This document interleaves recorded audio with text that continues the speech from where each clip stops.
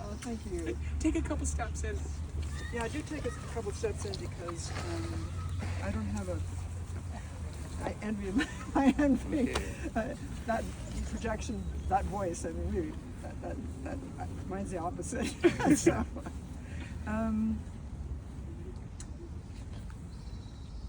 yes, at Vancouver City Award, Phil was the MC that year. We did it for a few years. That's right. Yes. Yeah, I love that, yeah. And you made a very funny joke about me. No. Yeah, you did. I'm always remembering. About Dennis, remember that? Nope. At Tavalla?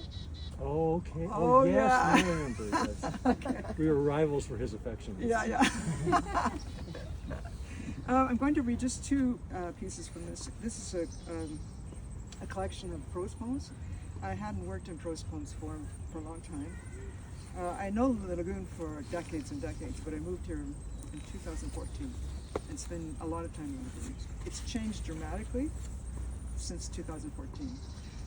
It's a beautiful book. This is Caitlin Press, and it's such a lovely book in terms of how it's put together. I feel so lucky to have that kind of artfulness and consideration. So, the human is the narrator, and that came to me, the first two words came to me when I started. I didn't know I was writing a book. I just thought, I think I'm going to be writing something about the lagoon, and the first two words were the human, capital T, capital H. And people have asked me about that sometimes, but the whole kind of instinct around that, and I think reality is whenever we're in nature, we're the human, like here comes the human, you know, head for the hills. You know, it's not so much, oh, there's a woman, there's a man, or whatever, even a child, it's here comes the human, you know. And so that's partly what I'm trying to look at in this book in terms of how we interact with nature consciously and unconsciously. So this is number 18. Second week, January, the human suddenly smiles at the sight of the otters slipping and sliding in the frozen lagoon like 5 miniature Charlie Chaplins. Then the human softly laughs at the sound of the happy couple. Overhead, they might even come by as I'm reading this. Becalmed by the past 5 months, their routine duet loudly announces the mating rituals have officially commenced in the goose world.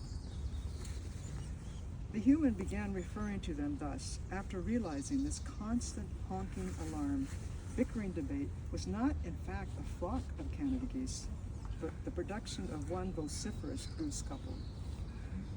Upon daily observation, the human concluded that the couple's ceaseless honking, alighting, taking flight, bickering as they flapped, circling round, repeating it all again and again was likely neurotic.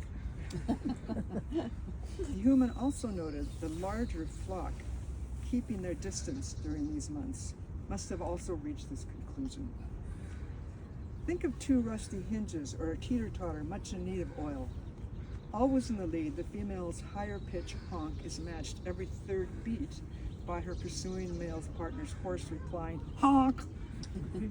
Their ongoing squabble, their comings and goings now a permanent counterpoint in the human's daily soundscape. Often they are comic relief. Often they remind of faithfulness. Often they remind of insatiable human restlessness, longing, and doubt.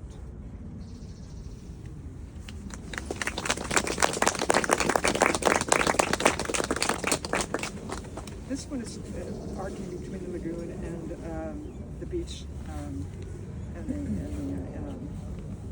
just down here on the coast. I think it's big. Think about the term for it.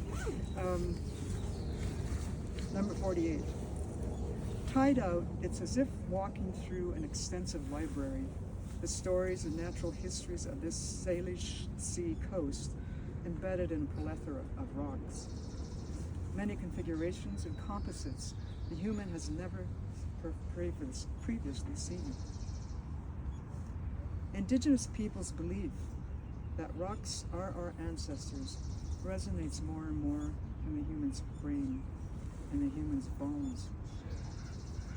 Once again, The human is reminded how unstoried Lost Lagoon is due to erasure and repurposing, reminded how vulnerable a small body of water is to human whim and ignorance, realizes how little recorded history there is, how land and water formations are disturbed beyond recognition, how little old-growth trees are left to tell the tale.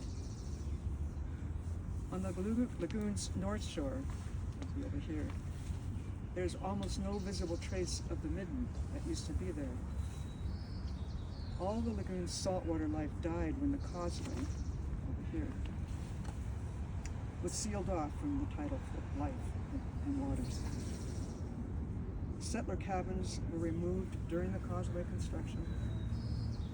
When the lagoon was drained during the construction, the Vancouver Trades and Labor Council adamantly opposed the idea of an artificial lake, lobbied to have it filled in to create another sports field.